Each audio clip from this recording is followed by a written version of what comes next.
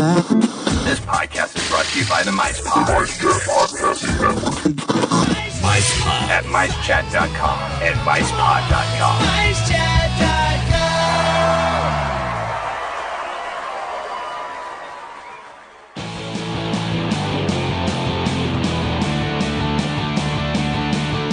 This episode of the unofficial Universal Orlando podcast is brought to you by Be Our Guest Destinations.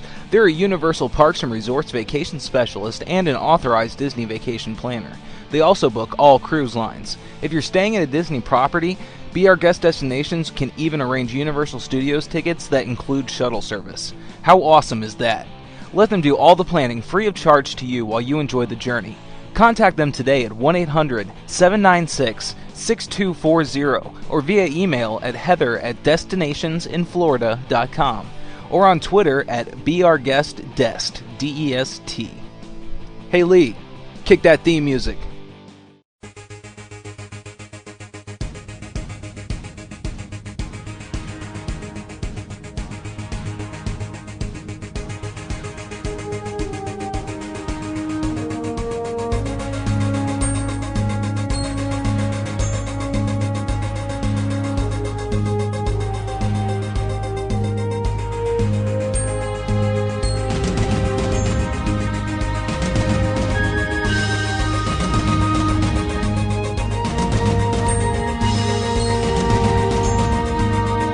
Greetings, Universal Orlando fans. It's time for the unofficial Universal Orlando podcast with your hosts, Lee, Tracy, and Darren.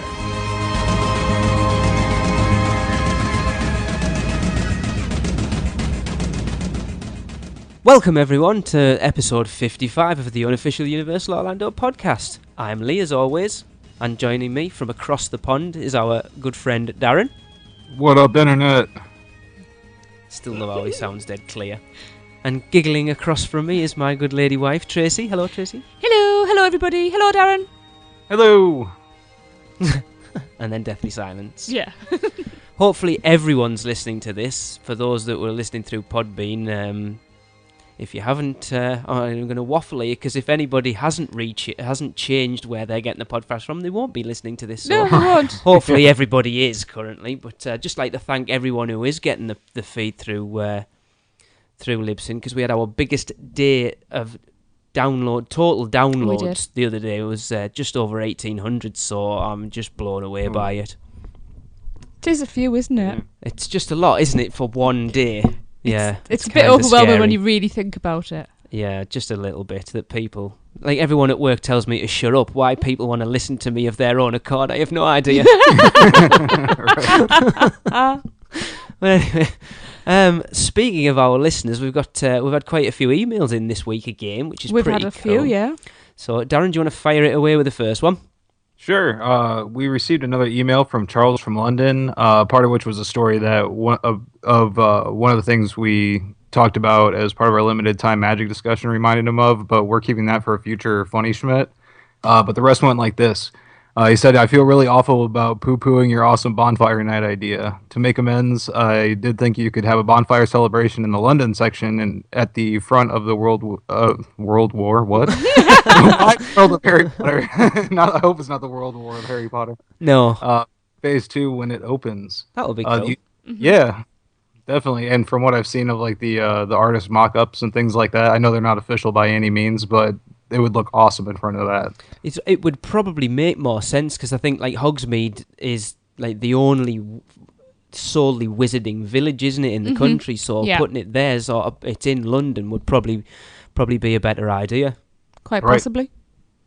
Yep. Then it goes on to say the UUO podcast was awesome once again, guys. It occurred to me that another limited time event should be a week of comedy nights with the UUOP team, perhaps with Minion 10-pin bowling. I tell you what, that would if Universal ever put a bowling alley in, that would be pretty cool to have all the bowling pins like painted as minions. Yeah. Oh yeah, you know they would. They'd have like themed lanes. That would be pretty awesome. I'm surprised it's not something they've looked at, especially because You there's don't one know they just haven't. opened in Orlando, hasn't there? Didn't they say something about that? The new resort hotel they're building? Yes, I think you're right. They did. Right. Yes, you're right. There you go. In the Cabana Yeah. Bay. See? Yep. And then it says, thanks for your hard work and fantastic shows. So Oh, yeah, it's our pleasure. It is indeed. Yeah, A nice definitely. Thanks for the email. Yeah. Definitely. Tracy, I do believe we have another infamous email to read out. They say that he creates no echo in Barney's tunnel. Had to go there. But we only know him as the Popcorn Doctor. I love this. Oh, you've got to have some fun with It's that. brilliant. So he says, I've just listened to the new episode and writing some thoughts. I found it hilarious how Popcorn Doctor has such a mysterious, grandiose intro. Yes, indeed, Xanadu. Yeah, that was good. That was Eric was like, really, Xanadu? I have a confession to make. When I was a kid, I absolutely adored that film. I don't even think I've ever seen it. Right, I shall find it. It's even better now. Yeah, I'm sure. Anyway, Eddie was originally the Halloween Horror Night icon for 2001. The idea was that he was a real threat, a chainsaw-wielding maniac who stood in contrast to the more supernatural icons like the Storyteller and Jack. Unfortunately, due to the September 11 attacks, the event was toned down. Red blood was painted over to look like green ooze or slime, and houses and scare zones were renamed to sound less deadly. The biggest change had Eddie being pulled at the last minute and replaced by Jack. Later character history revealed that these two were brothers. Is that something you knew, Darren? No, actually. I remember that they had to change a lot of stuff for the 2001 event. As Yeah, expected. Yeah. Yeah, but I didn't know like the whole backstory to that, so it was very interesting to hear. It is. He carries on. Cindy shared a similar fate. Originally the icon for 2006, the Cliff Notes style origin had her as a child raised in her family-operated funeral home. Cool. Vanishing after a mysterious fire. The various islands in Alice's adventure were going to represent her demented thoughts as we entered her disturbed mind. Like Eddie, she was pulled due to unfortunate current events, in this case a series of high-profile child disappearances, homicides in the central Florida area. The caretaker took her place as the icon, and revised character history suggested that they were father and daughter. Again, Darren, is that another one that you were aware of? Nope, not on that one either. It's good though that even like that they put, even though she didn't play a part in it, they still gave her a proper backstory. Yeah. Mm-hmm. That sounds like that would have been really great as well in Islands of Adventure. Yeah. Yeah. Carrying on, but Halloween Horror Night icons never truly stay dead. 2010 Halloween... teeth are gone. Halloween Horror Night's 20th anniversary finally brought them to life in the fear-revealed scare zone, interacting with Jack, Chance, Jack's girlfriend, and another forgotten character. The director, the storyteller, the usher, the caretaker, and Fear. Cindy also had her own house with the orphanage, Ashes to Ashes. I assume you did that house, Darren. Yeah, probably. Probably. It's hard to remember individual houses. He's been to a lot. He has. Yeah. Give him some slack. Yeah. The Zeusical musical has been an idea of mine for quite a while. When people talk of additions to Zeus Landing, most mention a Lorax ride or a Mount Crumpet coaster, but I actually think a top-notch, grade A show could trump them all. Something spectacular like Finding Nemo the musical or Festival of the Lion King at Animal Kingdom, but Zeus style. Yay! Yeah. I'm totally behind that. And he said, I can't believe I wrote the plural form of fish as fishes. Oh! Is that not the plural, like? I'd have put fishes. Oh, no. The Italian mob would agree with fishes. Yeah, Sleep with very the fishes, true. You're right. Yeah. Don't disagree with the mob. No. Yeah, never. So, I want to go with fishes, it's fine. Yes. Congratulations on 2 years, the Popcorn Doctor. Awesome. Brilliant. Always good to hear from him. I hope to hear a lot more from him by the sounds of the stuff that he knows. Mm-hmm.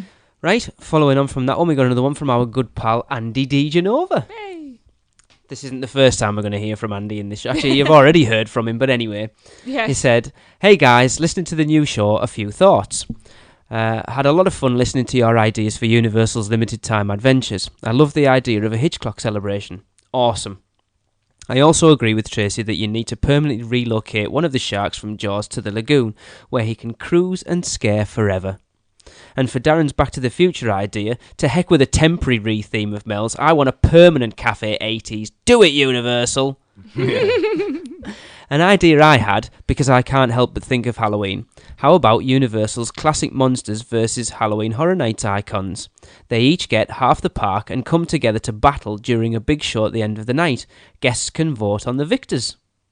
Oh, that would be great. That does sound like a good idea. Always looking for a way to get the classic characters in. Yeah, and to get like a big theme that would actually work on a small scale, like, wherever you went in the park, you could have, like skirmishes starting, here and there during the night as they get closer together, and then, the all-out battle in the middle. That would be great. That would be. Yeah. And for Universal's version of Food and Wine, what about Universal's Munch and Crunk Crawl? Now, I actually had to ask Andy what the hell Crunk was, and it wasn't a mistype, because I had no idea what it was. Lee does not get crunk, ladies and gentlemen. I didn't know what it was. It's crazy drunk, apparently. Yeah. Anyway, great show, and congrats on 2 years, guys. Cheers, your pal, Andy. Woohoo. Cheers, Andy. Some great ideas.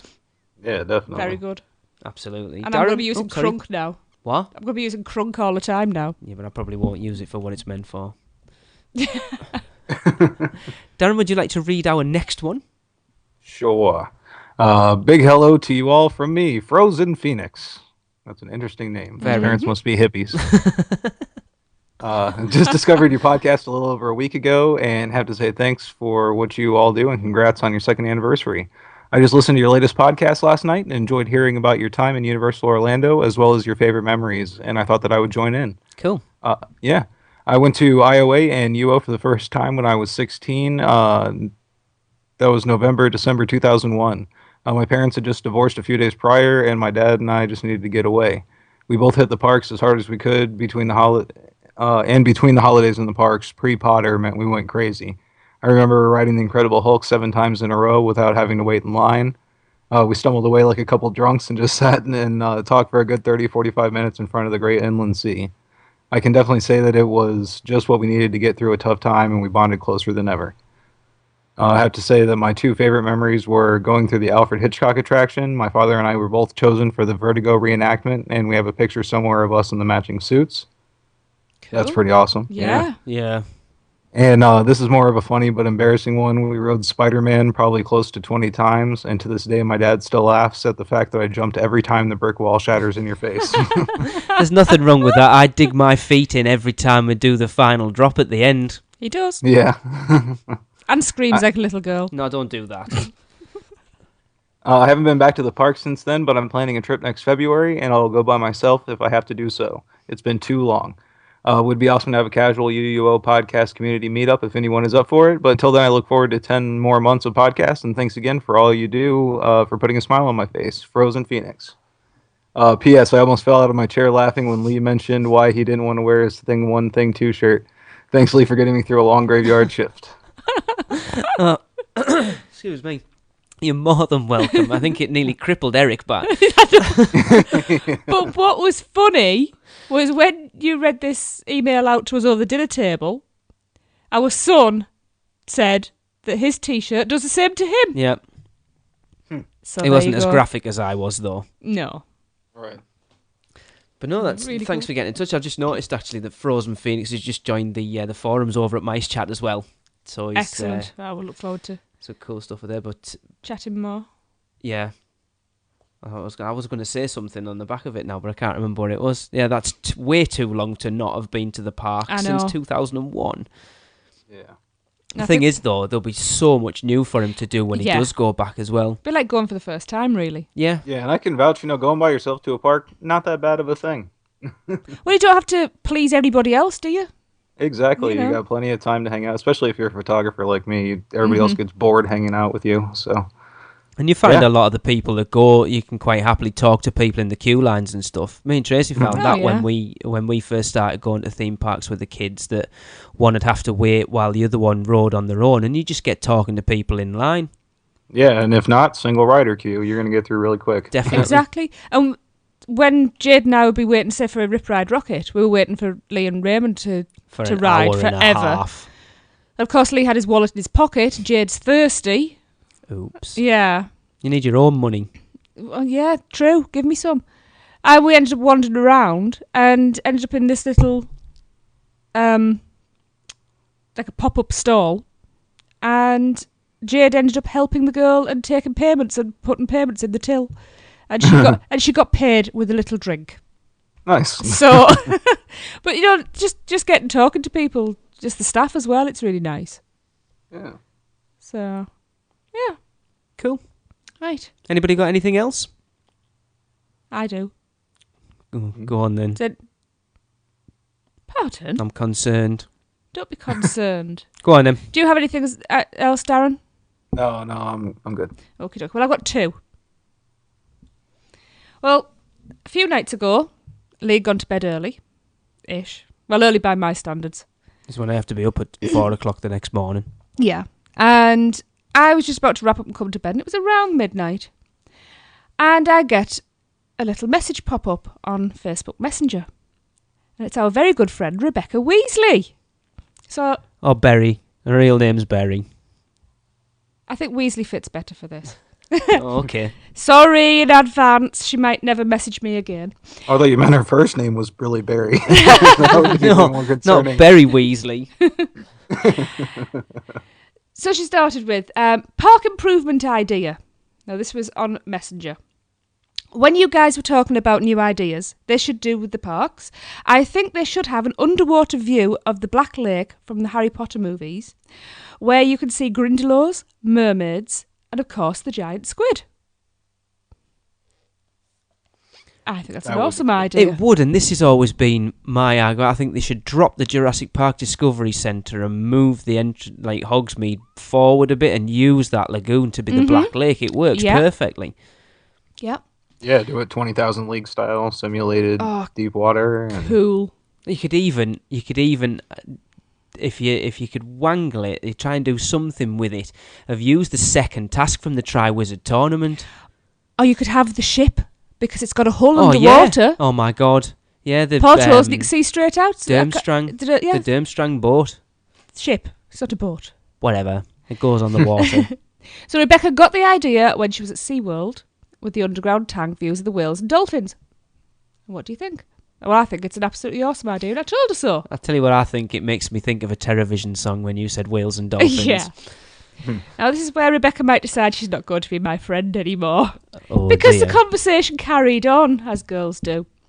She then asked me, "Oh, and I need to ask you if you wouldn't mind bringing down a cute ginger British guy when you come to the States. That's single, that you could set me up with." So, I said would try.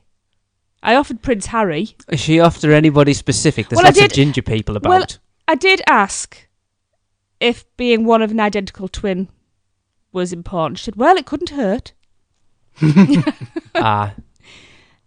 So Yes. Fred and George rather than Ron. And I did try to get hold of both of them. Nothing. Oh. And I really played on the heartstrings as well, but nothing. So yes. So if you're cute, ginger and British, send your photo and vital statistics to Mrs. Weasley to be at... No, I'm only kidding, Rebecca. Just send them to us and we'll send them along. Yeah, she's going to kill me. But it was just so nice to have this conversation. And of course she came up with a really good idea, and then the conversation went on. It was so much fun that I had to share it with everybody. I know she won't mind, really. Well, especially if she gets a cute ginger British guy out of it. She'll be able to get her own back, because I'm pretty sure she's coming to the podcast meet in August, so... Okay, I'll watch my back. And just before we wrap this section up, I just want to say get well soon to our very good friend Thomas Wagner. Oh yes, good one. He's just come home from a stay in hospital. He's been poorly sick in hospital. He's just had surgery, bless him. Does he have his gallstones? Yeah, he's had gallstones and his gallbladder taken out, which I know isn't one of the nicest things to have done. But he has been in hospital enjoying the green jello. So I heard, yes. I saw that. So I hope you got your money's worth of green jello, and I know you're now at home, back with Lynette. So get well soon. And look forward to seeing you in August as well. We do. Yeah. Cool. Is that it? That's it. Excellent. Right. Oh. We shall move on to the news. And now your news from around the Universal Orlando Resort with your UUOP news team. Tracy, do you want to take it away with the first news item? I shall indeed. Right. Universal Orlando Resort today unveiled a one-of-a-kind vacation packet? That's a new one. Package. I think a packet's a small version. Just a tiny vacation. It's a mini break. They should call it a packet. I like that. Sorry, it's one of those nights, isn't it? Allowing guests to spend cherished family time in its theme parks and then to create unforgettable memories for children at Give Kids a World Village. Give Kids a World Village is a 70-acre non-profit storybook resort that immerses children with life-threatening illnesses and their families in joy, hope, laughter and non-stop fun at Central Florida's world-class attractions. Good. With this vacation offer, guests will spend 2 days enjoying unparalleled thrills at the Universal Orlando theme parks and 1 day making the dreams of children with life-threatening illnesses come true as they come face-to-face with their favourite storybook characters, get their faces painted, receive makeovers and more. Universal Parks and Resorts Vacations will also donate $100 to Give Kids a World for every package booked. Brilliant. So get them booked. Yep, definitely. Yeah. You know. Yeah, it sounds like a great way to have an excellent vacation for. Well, you're going to get into the details, but yeah, an excellent vacation and and the opportunity to help some kids out. Mm-hmm. I'm sure that's just as fun as going to the parks. Really. Absolutely. Yeah. I wonder if they have to be booked direct with Universal then, or whether you can book through travel agents and stuff. I'm just thinking of Heather. I'll have to find out. I don't know, we'll find that out. Mm. Mm-hmm. But you know what they say, charity begins at home, and you never know when you're going to need something like this yourself, so it's always good to, well, as the film said, pay it forward. Certainly. So the package details are Give Kids the World Volunteer Vacation Package. Pricing starts at $589 per adult, tax inclusive, no additional fees to the volunteer. That package includes 3 nights of accommodation in one of 3 AAA 4-Diamond Award-winning on-site hotels at the Universal Orlando, 2-day base ticket, 1 theme park per day, a 4-hour volunteer opportunity at Give Kids a World Village, and free scheduled round-trip transportation to and from Give Kids a World Village. Early park admission to Universal's Islands of Adventure to experience the wizarding world of Harry Potter before the rest of the general public. Universal Express ride access to skip the regular lines at both Universal Orlando theme parks. And vacation package must be booked by August 29th, 2013 for travel through December 31st, 2013. Mm-hmm. So, I'm actually considering doing this maybe for the trip. right. Okay. Yeah. So see, I'm going to contact, get some information about it and see if I can, do the volunteer day the day before. Excellent. And yeah, get up there a day early and yeah, because that's a great price and I have no problem, helping out. No, I wouldn't either. Brilliant. Yeah. Excellent. So a little bit more information. Give Kids the World is thrilled to invite Universal Orlando guests to expand the joy and memories of their vacation by volunteering at our village, said Pamela Landworth, President, Give Kids the World. With their help, we will continue to create the happiness that inspires hope for more than 7,000 precious children and their families from around the world every year.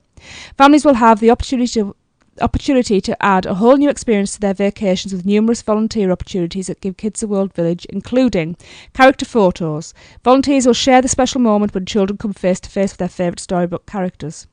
The La-Ti-Da Spa. I like the idea of that. Volunteers assist with makeovers, including face painting, nails, makeup, hand massage and airbrush tattoos. Volunteers must be 16 and over. A gingerbread house. Volunteers engage in high interaction with special guests by serving breakfast, running food, refilling drinks, bussing tables and clean up. Express Village? Don't know what that is. No. Express Breakfast. Volunteers serve breakfast food to go and are responsible for greeting guests, taking orders and packaging food. Volunteers must be a minimum of 8 years old to participate, and those under the age of 16 must be accompanied by an adult. Interested participants must complete an online application and waiver. Volunteers 18 and older are required to complete a background check, which is Okay, maybe fair I won't enough. be doing it. No, I'm just kidding. I think I can pass. Yeah, that's fair enough, isn't it? So for more information on this Give Kids the World Vacation and Volunteer Package or other Universal Orlando Resort vacation packages, but mainly the Give Kids the World one, let's just face that. Yeah, and without a doubt. underline that. Visit universalorlando.com. Yeah. It's very worthwhile. Yep. And Yeah, and I mean, really, for 4 hours of your time, that price is insane because they're talking about the on-site hotels. They're talking about, the Portofino Bay, the Hard Rock, or the Royal Pacific. Royal Pacific. the Royal Pacific. Yeah, I always Yeah. forget that one. It's all right. I had a The block one on we're that one staying in. yesterday. Yeah. Well, let's face it. How many hours a week do we all just waste sitting on our butts and watching TV? 4 hours is nothing. It's not. Yeah. I can spend 4 hours in the supermarket because you lot eat so much. I couldn't spend 4 hours in a supermarket. But I think so 4 hours is nothing. So if you can help, do. If you can book a package, do it. Definitely. Mhm. I mean, I'll put it in here. Following the news, we've actually got an interview that Eric had chance to sit down to Colette Cranboul, I think is her name. Yeah, I couldn't understand it either. She's the PR director at Give Kids the World, to talk to her about Give Kids the World and stuff. So we're going to bring you that after the news. So Awesome. Cool. Okay, I got the next one here, and it is just saturated with PR, just nonsense. So I'm going to do it all out cheese here. oh yeah, Universal Orlando's Rock the Universe, Florida's biggest Christian music festival, returns this fall on September 6th and 7th with live performances by more than a dozen hit bands in Christian rock. hallelujah! Can I get an amen? Guests will rock out to this year's sensational lineup featuring some of the hottest bands in Christian music, including Lecrae, Yeah, I've never heard of them either. who won Best Gospel Album at the 2012 Grammy Awards, three-time Grammy Award-winning group and Daytona Beach natives Casting Crowns, Grammy nominated and winner of 20 Dove Awards, Chris Tomlin, and rock band Switchfoot, which has sold millions of albums worldwide. I've heard of Switchfoot because I know they played last year, and I think that's the only reason I've heard of them. I've heard of Casting Crowns. They played last year. Yes. So yeah, the full lineup this year, I'll just run through them really quick here. We got Love in the Friday, September 6th. We got Love in the Outcome, OBB, Darla McLean, Kyle Sherman, Colton Dixon, Family Force 5, 10th Avenue North, Crowder, Chris Tomlin, and Switchfoot.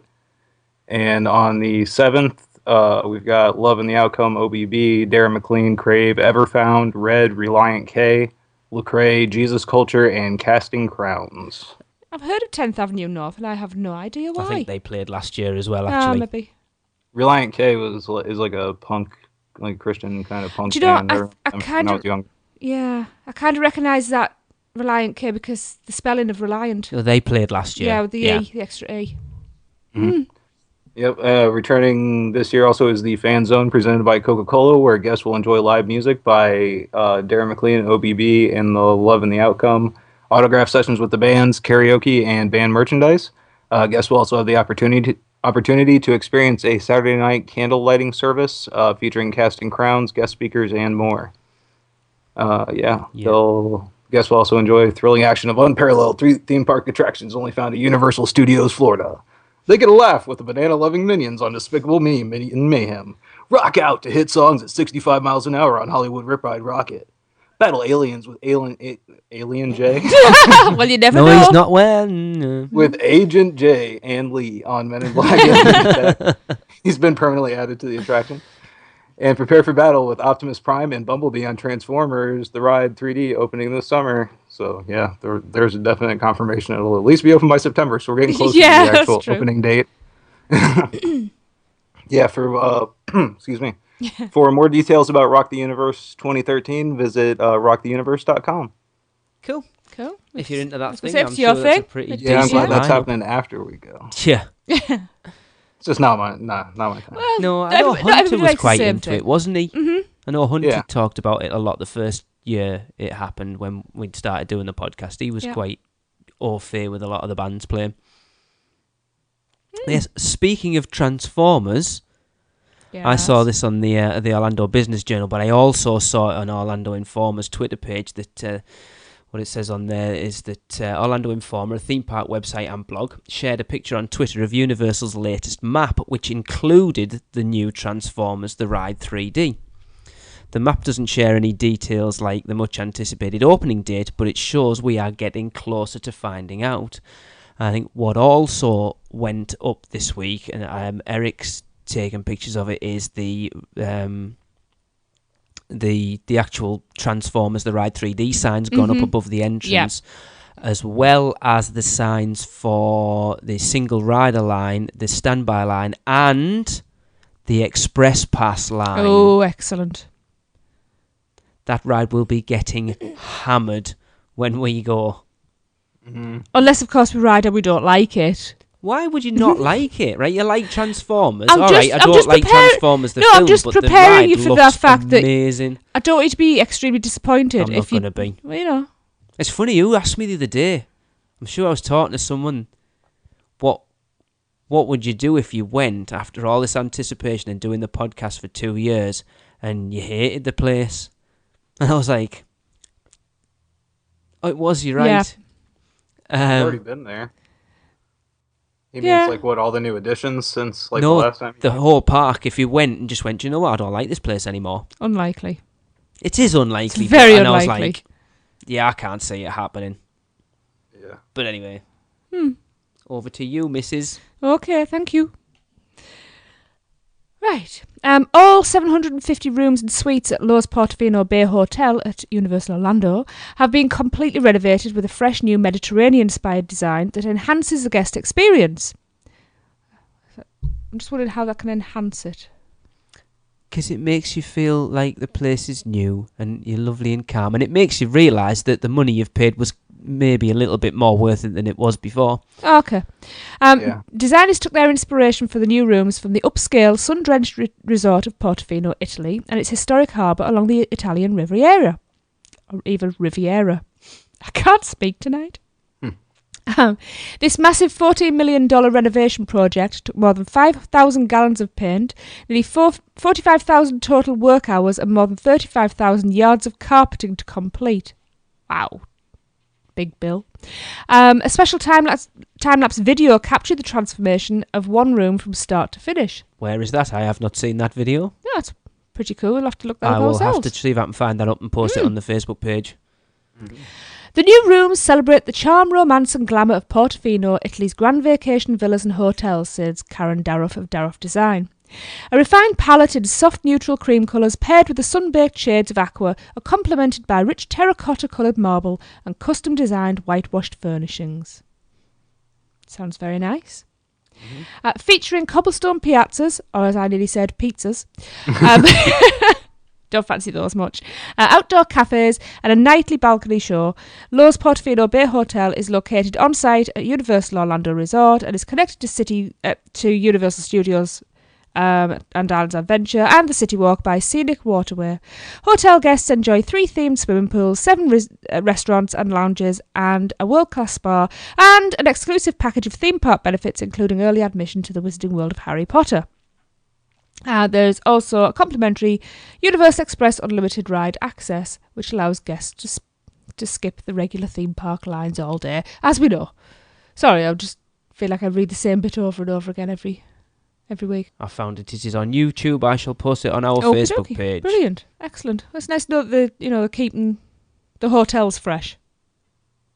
Definitely. And they're not just building a new hotel, that they are looking after the current stuff. Actually, I seem to remember Eric posting pictures on his Orlando Park Hopper update of them painting the front of the Royal Pacific. Not the Royal Pacific, we're talking about the Portofino Bay, aren't we? Yes. Keep it all looking fresh. Cool.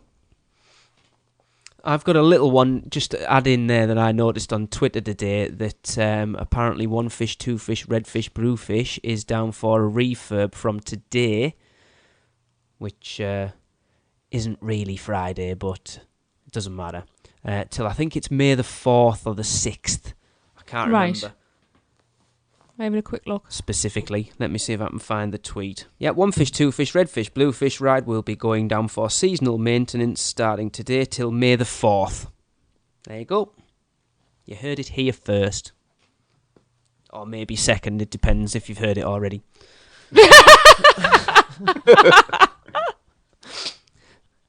Has anyone else got any Universal Orlando news? I don't think so. Nope. Nope. So I shall now pass it over to Eric for another What's in Universal. Hello everyone, this is Eric with What's Universal with the unofficial Universal Orlando or just unofficial Universal podcast. I'm coming to you live from Universal Studios in Orlando, Florida.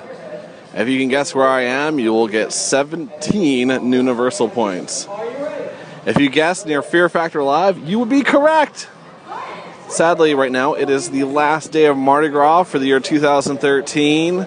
I love Mardi Gras, and I'm here in the park celebrating and partying. Tonight, All American Rejects will be taking the stage as I record this. Couldn't be happier to see them close Mardi Gras. Also, really played around with the Screenplay app today. Got a whole bunch of pictures that will be in the Orlando Park Hopper article. So go ahead and check those out. It's a great app. It makes you really wonder what Universal's going to do with it. They patented this technology.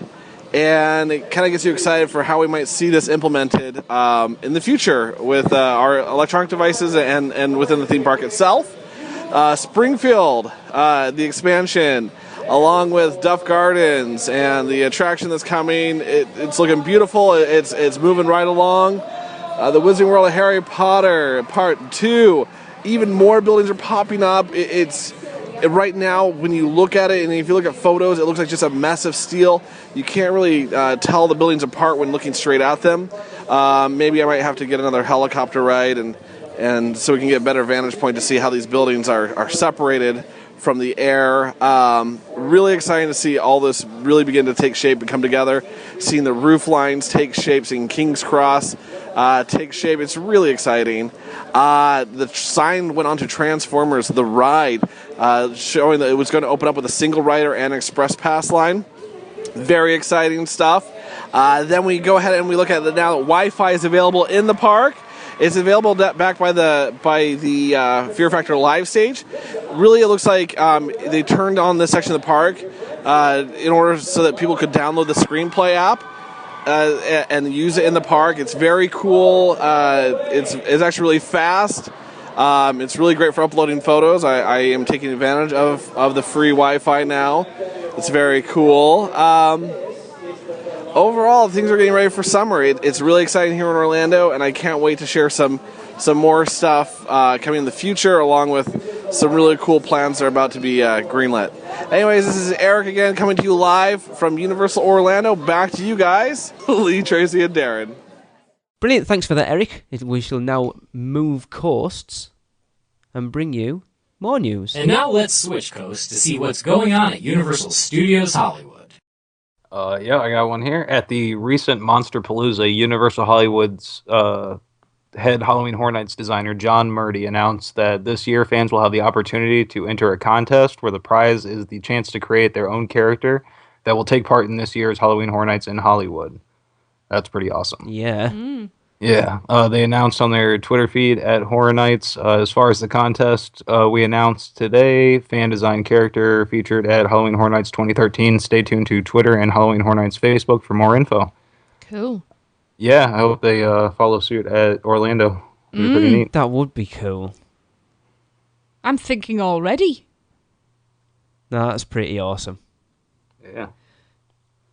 It's good to get listener. What am I? I'm used to talking about to getting, because let's be honest, there's people who go every year and who love horror films and stuff. Like yourself, Darren. You know, you've been going to Halloween Horror Nights for 12, 13, 14 years now. I'm sure you would have some really cool ideas of what you would like to see there. Yeah, and horror fans tend to be really creative, so I'm really excited to see what they come up with on this one. Definitely. Excellent. Cool. Right, I've got a little bit. Universal Studios Hollywood is offering discounts on one-day passes to Southern Californian residents. One-day passes are on sale for $65.99 to SoCal residents, a discount of $15 off the usual $80.99 price. The 99 cents is a handling fee for those who are wondering. I wasn't, but okay. Somebody might.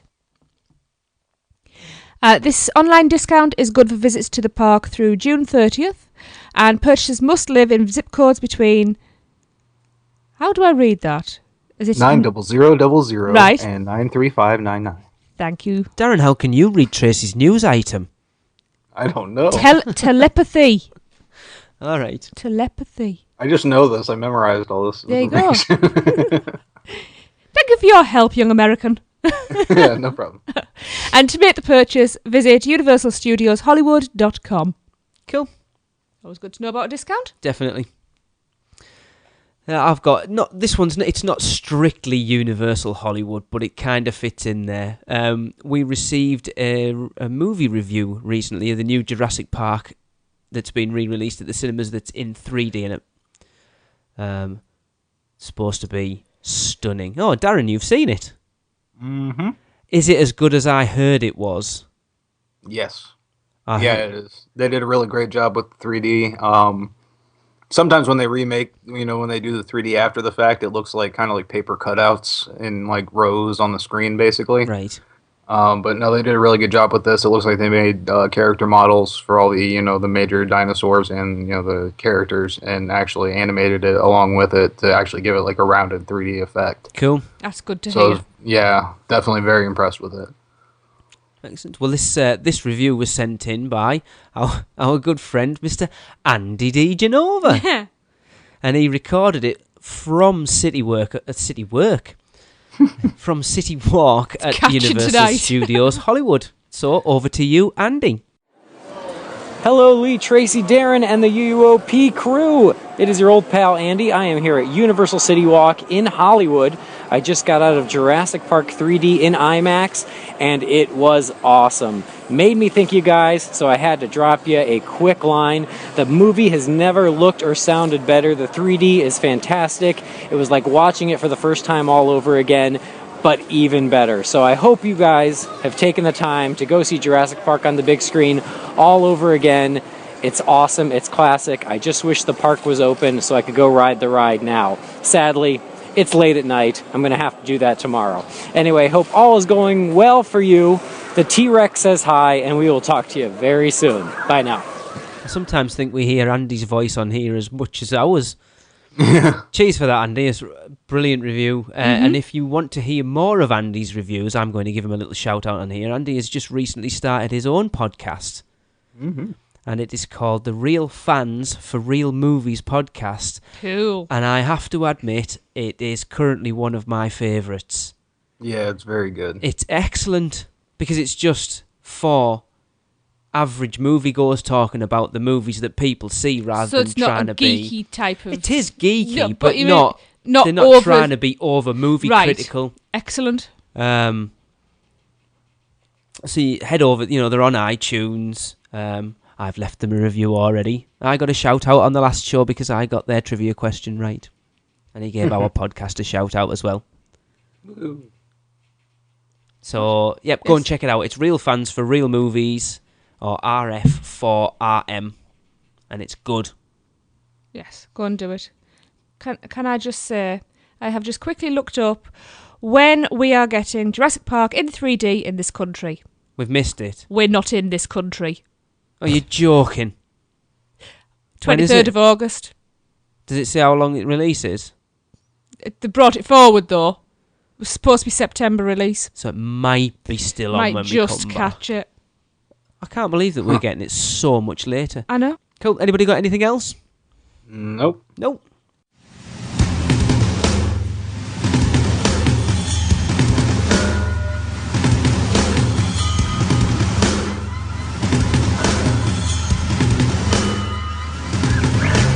Hey there, has your day in the park gone from good to great thanks to the work of an excellent team member? Well, we want to hear about it. Let us know for our SPEW segments. That is SPEW, the Society for the Promotion of Employee Well-Dones. Or maybe you're a team member who's had a guest tell you what a great job you've done. We want to hear about that too. Jot those stories down and send them to us at podcast@uuopodcast.com and title those messages SPEW. We shall move on to... We're going to keep a bit of a shorter show, this one. We did have an interview lined up, but that's now tomorrow night. So I'm gonna save that for the next one. But we've got a couple of pieces of audio to share with you. As I said on the last show, Eric recorded. It was kind of going along with the conversation we had about our first memories of the parks and stuff. That Eric recorded an interview with one of his friends, Angie, about her first visit to the parks. Yeah. So I'm going to share that with you now, so I'll pass you over to Eric. All right, this is Eric here with Angie from Idaho, and this is our first time at Universal and our first time actually in Orlando. So Angie, what have you done so far here in Orlando? I have been to the Magic Kingdom. I got to go to Epcot, and now I'm here at Universal Studios. Awesome. So when you're at Magic Kingdom, you got to experience New Fantasyland. Is that correct? I did. And what was your experience with New Fantasyland? I really liked it. I thought they did a really good job. I liked the new Little Mermaid ride. I thought that was really good. I got to hang out with Gaston. He came out at the tavern and said hi. But you kind of expressed to me kind of your honest thoughts about Little Mermaid. You know, you said it was a long time. And It was because it's a new ride, it was 80 minutes, and so I had to wait, and I realized it wasn't really worth it for me because I'm a little bit older, well, I'm a lot older than I was, but I was thinking for maybe a little girl it would be worth it, and I kind of did it just to do it, just because it was a new ride, but I probably will not go on it. And so far, we've done everything. We opened the park today, we came at park opening, and That's the way to do it. we've made our way all the way now to Marvel Superhero Island, where you just got off Spider-Man, and we did the Wizarding World of Harry Potter earlier today, and we did the Forbidden Journey, which is the ride inside Hogwarts. So what are your thoughts so far of your experience at Islands of Adventure? I've enjoyed it. It's been a blast. I'm so much more attracted to the stuff here than at Disney World, just because my preference is movies, and so I kind of feel like I'm in the movie, and they really make you feel like that here. So it's the ultimate fantasy. So you had told me before that you're not really a Harry Potter fan. You don't really watch the movies. Nope, I haven't. I watched the first one and that was it. But like after being on that ride, I'm like, I kind of want to see the more of that intensity and the suspense that I didn't know. I thought it was more like a child type thing, but now I'm convinced it's a little bit more than that, and I want it. Yeah, so you're kind of becoming like a fan now in a way. Yeah, I am. I really liked it, and I was really taken back by the butterbeer. I started with the butterbeer, and then I went to the castle, and I just kept looking at that castle. I didn't even want to go in it. But then when I was in it, it was really cool because the whole time you're in line, you have something to look at, and then you actually get on the ride, and it's just completes it. So. It's pretty incredible. So, and then we just got off Spider-Man. So what are your thoughts on Spider-Man? I loved Spider-Man because it was very interactive. When something looks like it's going to splash you, it actually does, and things are always coming at your eyes, and there's a lot of I messed that up. No, you're fine. But there's a lot to look at, though. Yeah, no, I was gonna say, like, you really feel like you're going with Spider-Man through all the buildings. Would it surprise you to know that your ride vehicle doesn't move more than 18 inches? Yeah, that is really surprising. They do such a good job making you feel like... Isn't it crazy? Because you feel like you're flying through the air. What about the part where you go down? It's just No, trickery. It tricked me. I was tricked. Yeah. I swore we were going like up a building and then... That's cool. No, and so now as far as, based on your perspective now, if you were to recommend people to visit any park of the 3 parks you visited so far, what park would you recommend? Definitely Universal Studios, just because I feel like there's enough here for kids, but then there's enough things here for adults too. And they kind of come together, but then at the same time, you can recognize where you can go. It's very obvious. Like that section, like if I'm looking at green eggs and ham, that's obviously kids. If I look that way, it looks a little bit more adult. So you just walk. If you're a walker, you can get there. Awesome. Well, thank you, Angie. I appreciate your time. Excellent, thanks for that, Eric. It's good to hear people's opinions, and she obviously seemed to enjoy. She wasn't over complimentary about Disney, which is interesting. There's a lot of rumours going around at the moment about Universal, and it's going to be interesting to see with them going down the family route at the moment. If they do end up sort of stealing a lot of that market, I was going to bring this up actually as a little bit of a discussion. Do you think if Universal pushed things, if they really started to push that family market, that they could outdo Disney a little bit? I mean, obviously Disney's there's more to it as a resort. But I've said this before, Disney will never be able to not really truly attract that teen to adult market, like for, you go to Universal, they tried you've got with the Rip Ride studios. Rocket, you've got Even still, But not really. What's their that's- Rock and Roller Coaster and Tower of Terror? I mean, all right, Universal they haven't got that much. You Rip Ride Rockit, The Mummy, The Hulk, And Dr. all Doom. of Epcot, pretty much. Epcot's more geared towards the adults. Yeah. Yeah, but not ride-wise. Yeah, true. I don't know. I want Universal to focus on a couple of more adult-themed stuff like they used to have. Yeah, I agree. Because I think they got plenty of kid stuff in over the past couple of years. And Yeah. I think it's about time for another. There's plenty few of thrill adults. rides, you know. Yeah, plenty of adults that don't have children or leave the kids behind. Mm-hmm. But I still think there's plenty there. Just, There's plenty there. Yeah, I'm not criticising. And obviously with the Harry Potter expansion coming in, the Gringotts ride sounds Oh, it does. unbelievable. Mm-hmm. We've heard rumours of things happening in the future that it's really going to blow things up in the competition stakes. Mm-hmm. But no, you've your made a original couple of good question- points, you two there. Actually, what? Carry on. So you're going to heap praise on us. Go on. That they have a lot, like other than Rip Ride Rocket, all the stuff. What do you class Transformers as? I guess that would be, well, What's your height restriction? that's kids through adults, I guess. That's kind of serving the whole market. Like You Spider-Man. got the adults on the, you got from the movies, you got, both kids and adults enjoy that. Everybody likes a good explosion. I think for very that true. ride actually walks the line of family and adult very well. Yeah. But Yeah. Way better than, like something like Shrek, for example. yes, I think That's definitely geared, towards the younger audience.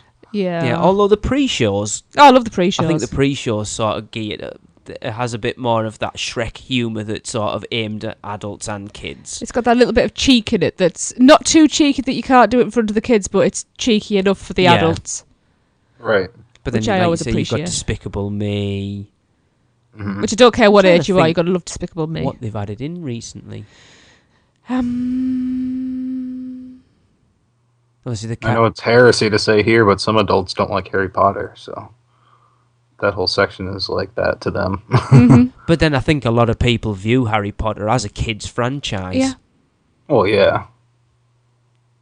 And it's Except for us cool grown-ups that know better. oh yeah. Yeah. But yeah, it's going to be interesting to see how it plays out.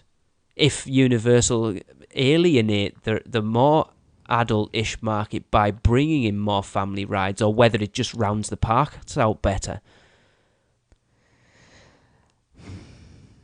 Jesse looked deep in contemplation. It I could am. work It's either way. if they get the right balance.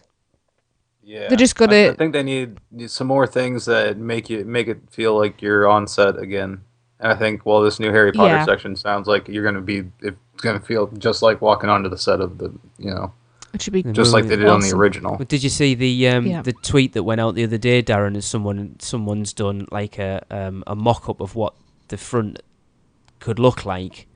Right? that was yeah. brilliant. That looks it is going to be stunning. Mm-hmm. I also got someone sent me a picture on Facebook last night of a certain tavern that looks like it's not far away from being finished. Ah. Yes. I still can't believe they haven't announced that. It's so obvious, it's like it's there. You're in the park. You can't not notice that construction's going on. Yeah, Universal likes to do that though. Just have it right out there and then just go, I don't know what you're talking about. I suppose you don't know what the licensing rights and stuff like that are. You don't know what bureaucracy goes along with it, do you? They're maybe not allowed to announce anything yet. Well, with the rumour mill that goes on, I don't think they need to bother. I know that's it. Everybody knows, don't Yeah, they? it's kinda Pretty like- much from They one... literally lay a brick and everybody knows Not what it even is. that. The first bulldozer comes and it's like everybody knows what it is. It's like the rumours going around this week that they're going to build a third park. And everyone's like, where? On the moon. But then someone said to me, it doesn't Yay. necessarily have to be next to the other ones. Disney World spread Exactly. out over... Anyway. Exactly. But then, like, Disney have been rumouring to build a fifth park for God knows how long. But they're certainly pumping the money into the parks. There's no doubt about that. No. Not at all. And there's no... You look, they think they're doing Transformers, then when they started Transformers, the Potter section started to go up, and then it's the Simpsons. You know, the rumours is Kid Zone's going to get a makeover next, and It's Barry get his echo tunnel filled in.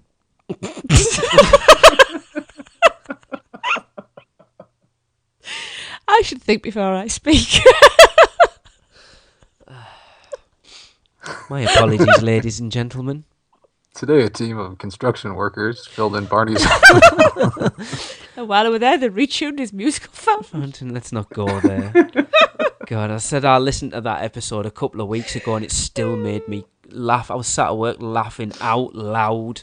Do you know what I think's funnier? It's hilarious. Do you know what's funnier? The fact we've never set foot in the place. No. Yeah. We need to get Adrian on to talk, because obviously Adrian. That should be where the podcast Adrian, meet that'll is. be podcast gold, because Adrian, Brilliant. in the way he is, it'll be hilarious. I think we'll have to go uncensored on that one. Oh, absolutely. You can't censor Adrian. So anyway, let's we'll get away from that little brief discussion that was a bit impromptu, but a little bit more serious. As I said, when Tracy read a news item out about the Give Kids the World, we're going to pass the mic over to Eric again. And he had a chance the other night to sit down with Colette Cranboul, I think I'm pronouncing that right, who is the director of PR for Give Kids the World, and talk to her about what services they provide and stuff. So we will pass it over to you, Eric, again. Hey, Colette, this is Eric Davis giving you a quick call. Yeah, I wanted to call and talk to you a little bit about Give Kids the World and this new program. So first I want to know a little bit about how long have you been with Give Kids the World? 2 years. 2 years? Awesome. And what brought you to Give Kids the World? I actually had relocated down from New York to the Orlando area, and my past was, although I worked in public relations, but in a completely different field, but on my free time, I was a volunteer with Association of Hole-in-the-Wall Camps. Mm-hmm. And if you're familiar with them, they have a mission very similar to Give Kids the World, where they provide free camps for children that have serious and life-threatening illnesses. Mm-hmm. Their requirements are a little bit different than ours, and the children they service are slightly different.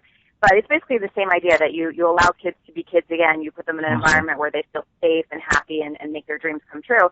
So when I had moved down to Orlando, I had met someone, and they told me that they had just put a position up for a public relations manager. Wasn't even supposed to be. It was like serendipitous. But that's awesome.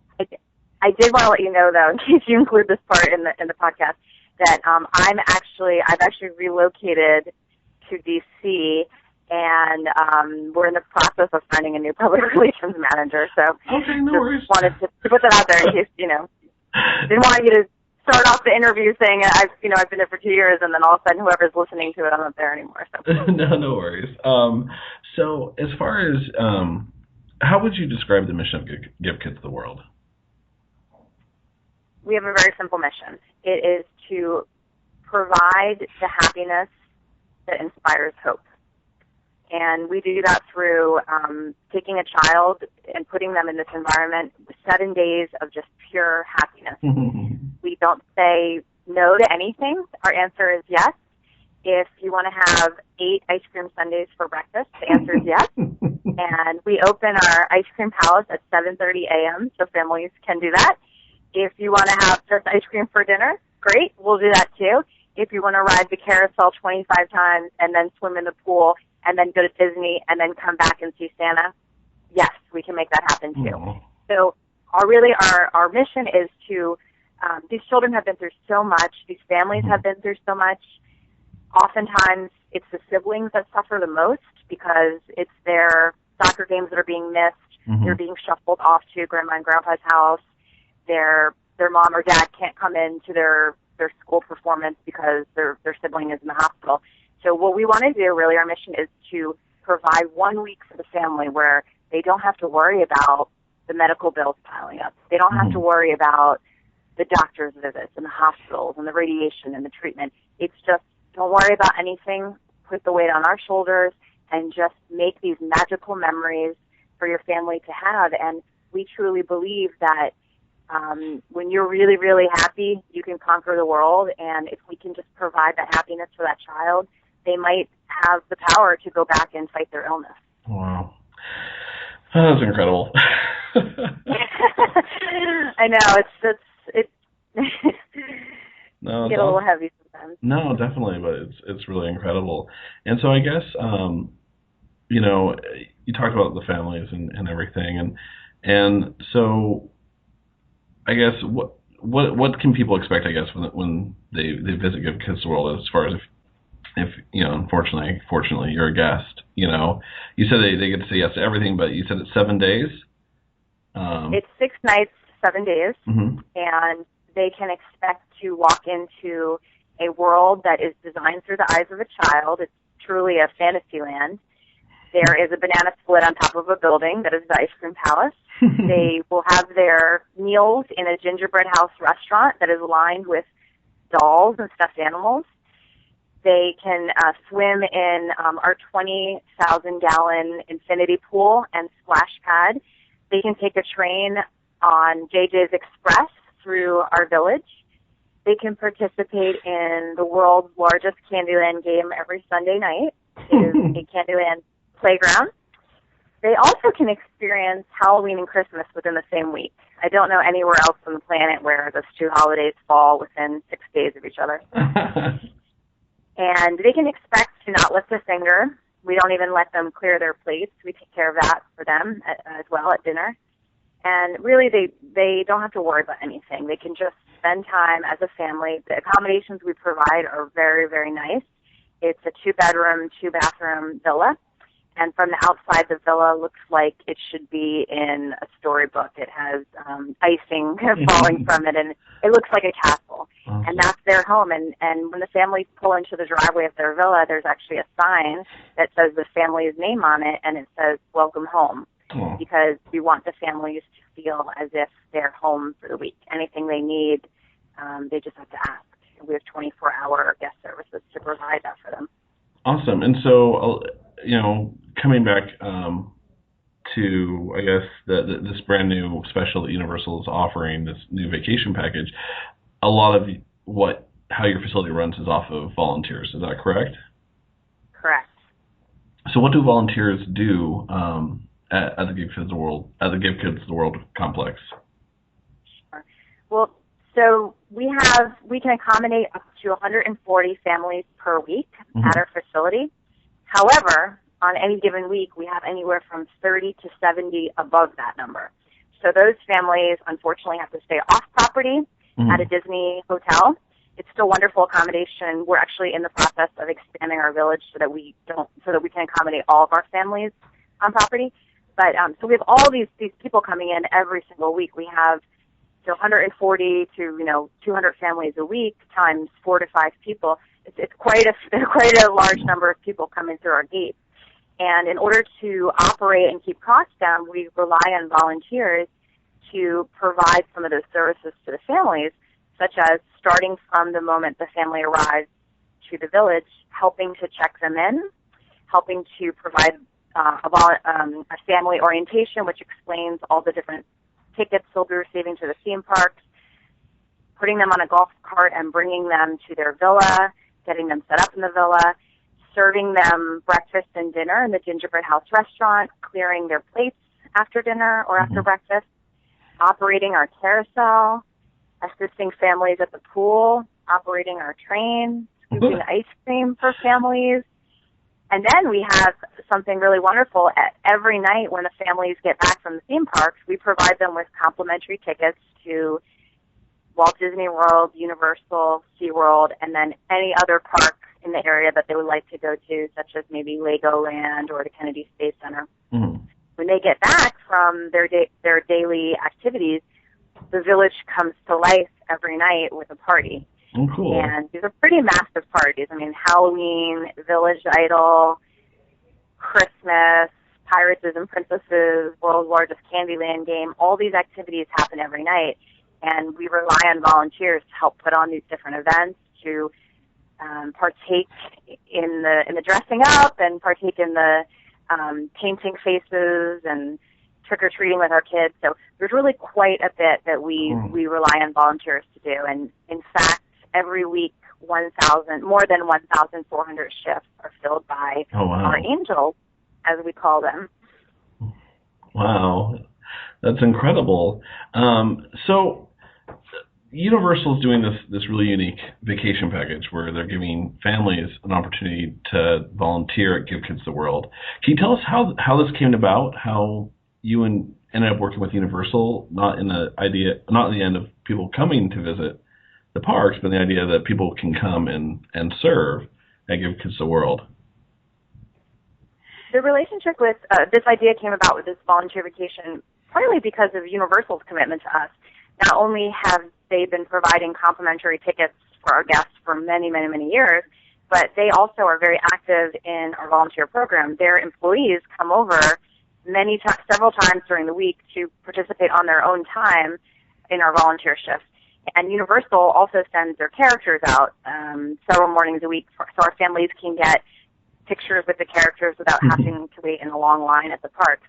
So through this relationship, Universal really approached us and said, we'd like to be more involved. How can we help you? And we suggested this volunteer vacation package because, number one, it would really expose us to more. Orlando has over 50 million people coming into the city every single year, and we wanted to invite more of those international and national guests to come learn about our village. So it really helps us in two ways. I mean, it's helping to fulfill our need to provide services to our families, and then it's also helping us to gain a little bit of exposure with all of the different tourists and families that are coming into the area.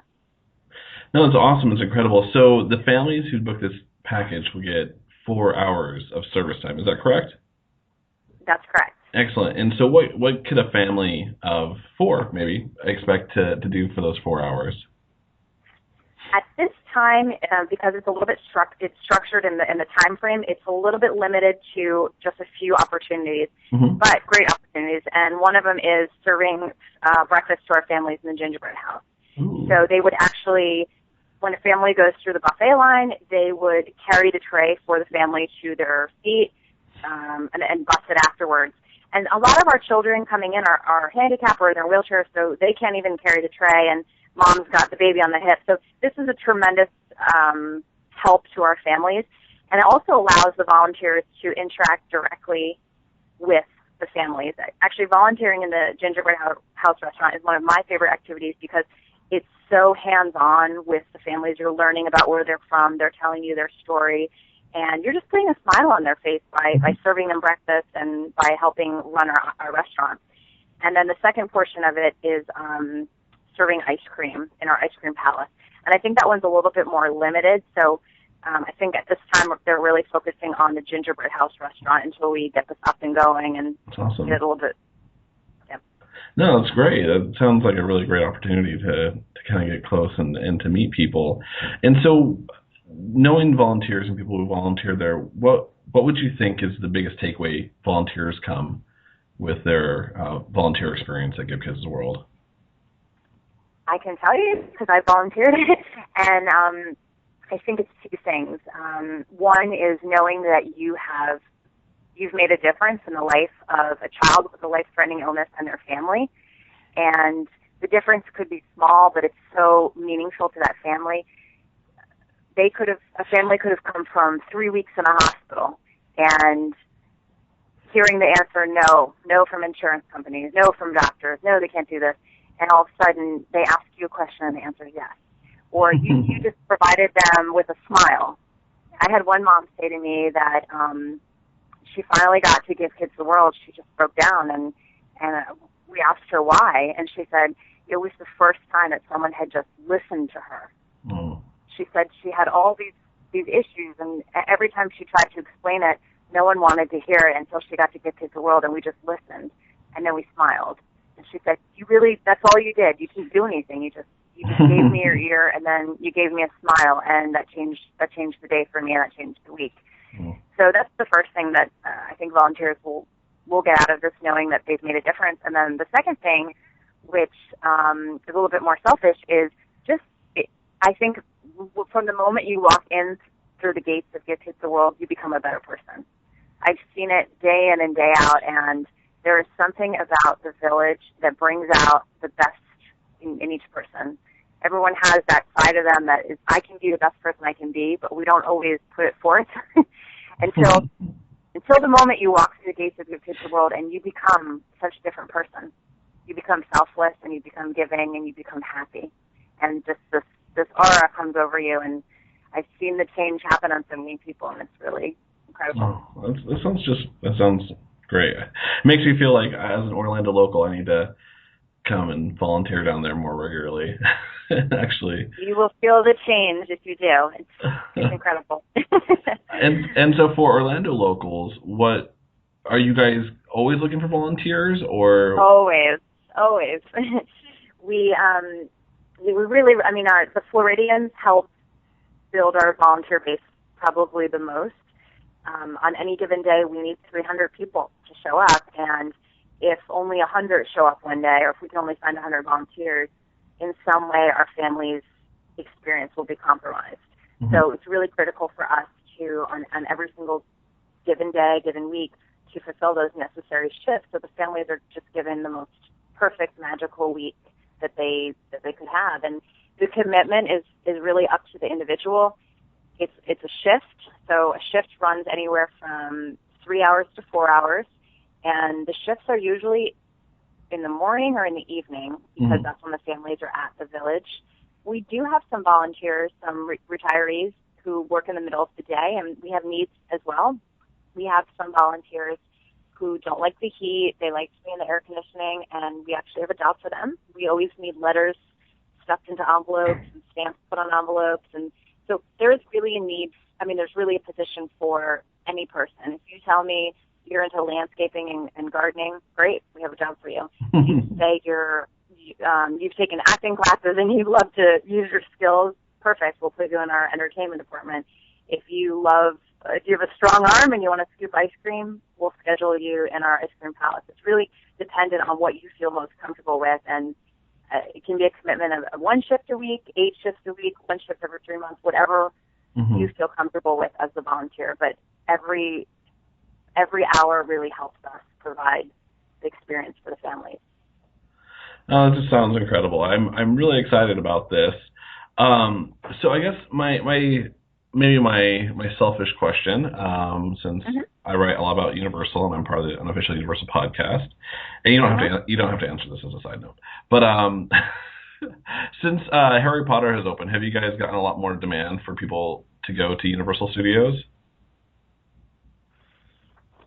That's a really good question. I'm going to assume yes, but I don't always necessarily know what the wish is. Mm-hmm. I just know that the wish is to visit one of the Central Florida theme parks, whether it's Disney World or Universal. For us, it doesn't really matter because the way we divide up the week is three days at Walt Disney World, 2 days at Universal, 1 day at SeaWorld. So. Okay, so that's standard then for everyone. Is that kind of the standard? That's standard for everyone, exactly. Okay. We do know though that of all the wishes that are granted worldwide, 50% of them involve visiting one of Central Florida's attractions. So we are the #1 destination for all wishes.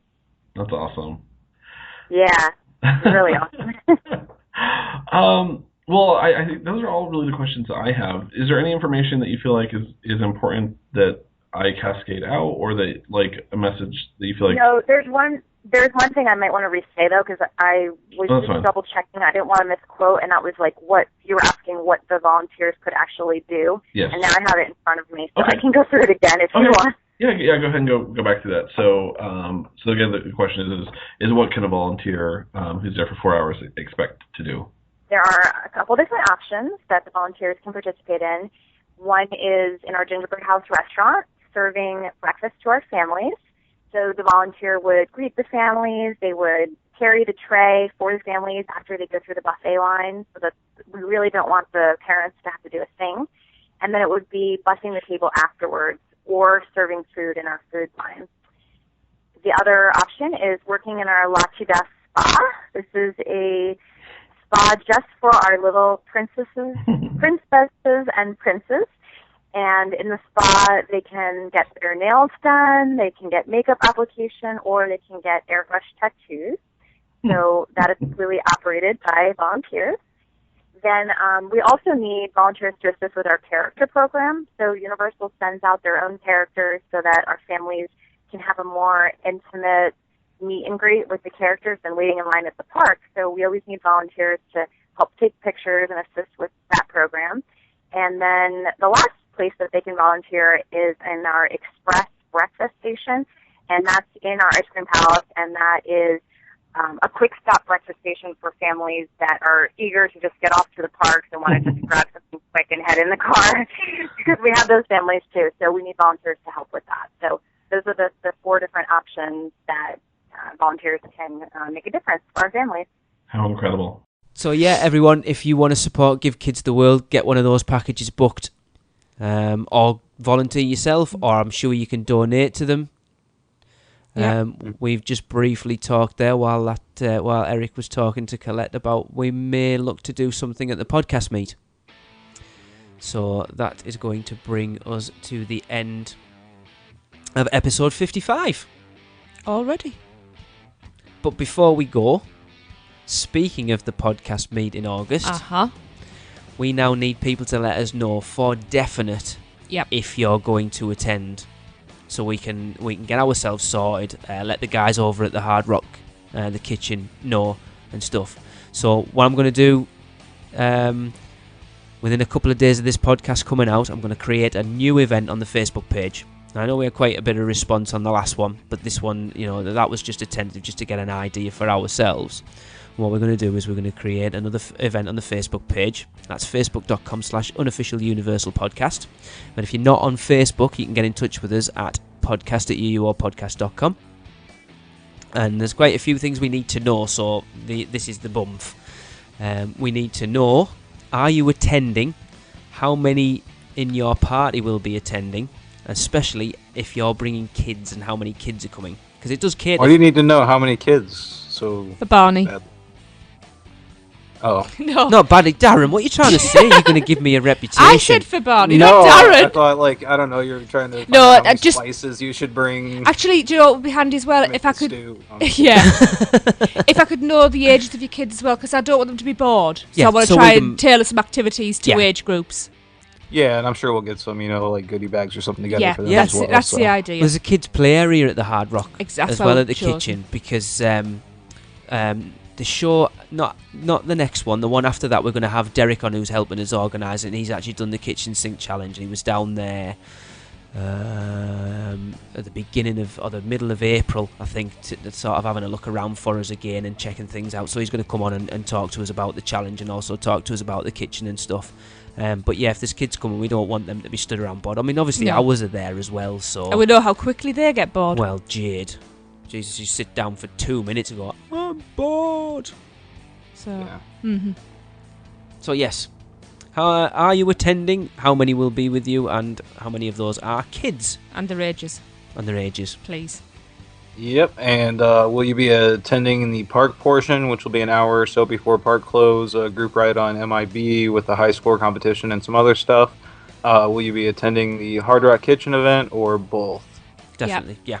Now, if you are attending the kitchen portion, will you be taking part in the kitchen sink challenge? We do need to know this, because we've got to let the chef know, because we don't want them to run out of ingredients, although it could help in a challenge. That's a very important one. If you're coming along to the kitchen, we need to know if you're doing the challenge. challenge. You need to know if you're going to take that challenge. Yeah, and I think it'd be responsible to add a disclaimer here that, if you do not succeed in the kitchen sink challenge, you have to pay for the meal. You do. Yeah, we're not paying for it. $40? Yeah, unfortunately, we do not have the money to cover everybody. No, we do not. Yeah, it's $40, and they say we're going to have Derek on in a couple of shows, and we'll go through it in some real detail. So, actually, I might even have Derek on the next show. Okay. I'm just thinking about giving people a better idea of what it is, and people will be able to make a better decision at that point to whether they want to do it or not. Yeah, I think we'll work out with having Derek on the next show. That makes more sense, doesn't it? I would just also like to put another disclaimer that I don't care how rotund you get from doing the challenge, we will not be rolling you back to your car. You must bring your own wheelbarrow. I think we maybe should have done this the night we were staying in the hotel, rather than now we're going to have to do this and then get in the car and drive around the corner to our hotel. But that's my fault. Bagsy driving on the morning. Yeah, I bet. So yeah, I mean, don't worry. As long as you let us know in reasonable advance, you can still come along. Don't say just because you haven't let us know by. What we're going to put on this? If we say the middle of June. Yeah. Let's have a look at the calendar. For like kitchen sink people, I think it's probably more. If we say let us know by the 14th of June, we'll leave it open to the 14th of June, then we'll close it off. But say if you still want to attend, as long as you let us know. And even after that, for the kitchen sink, keep letting us know if you suddenly find your plans have changed and you can come along. Let us know, because I can just drop another email to the chef. Yeah, but what we're going to do is we'll give them, this is the minimum, it will be this, there might be the odd couple of stragglers. Yeah, but we would let them know, yeah. Definitely. I actually put the end of May in the notes there, but I'll give you a couple of weeks longer. So yeah, we'll say by the 14th of June. And as I said, we'll be having Derek on to talk about the kitchen sink challenge, as he has. I'm going to embarrass him here. He has attempted it, and he failed. Bah! Take that, Derek Bergen. Aren't we all going to cheer when Lee pops? I need to wind Derek up, because when he's on fire, he's hilarious. So. Oh, yes. He is. I'm just worried about the next day walking around Epcot with Lee after he's done this. Be upwind. So yeah. Let us know all those things. You've got it downloaded, so if you can't remember what it is, go back and have a listen. But I say Facebook or email us one way or the other, depending on which one you're on. Carrier pigeon or owl. Send us an owl. Yeah. So that's it for this one. Our next one will be out on the 10th of May, which we will have Derek Bergen on to talk about the Kitchen Sink Challenge, and it's tatty bye from me. It's good night, internet, from me. And it's see you later from me. There go the men in black. And of course the lady. Well, that just about does it for another unofficial Universal Orlando podcast. We'd love for you to get in touch. So follow us all on Twitter at UUO Podcast, at UUOP Tracy, at UUOP Darren, and at UUOP Eric. Like our Facebook page at facebook.com/unofficial Universal Podcast. Follow us on Instagram by searching UUO Podcast, and subscribe to our YouTube page at youtube.com/UUO Podcast. Don't miss a show by subscribing to us on iTunes, and while you're there, please leave us a review. Not an Apple user? No problem. Just find the show at uuopodcast.libsyn.com and subscribe to the feed while you're there. Send us your spews, funny schmits, live reports, and any other comments at podcast@uuopodcast.com. And come find us on the forums and say hello at our partner site, micechat.com. So thanks for listening, and until next time, remember, live the adventure. This has been a MicePod.com presentation. Mice Chat.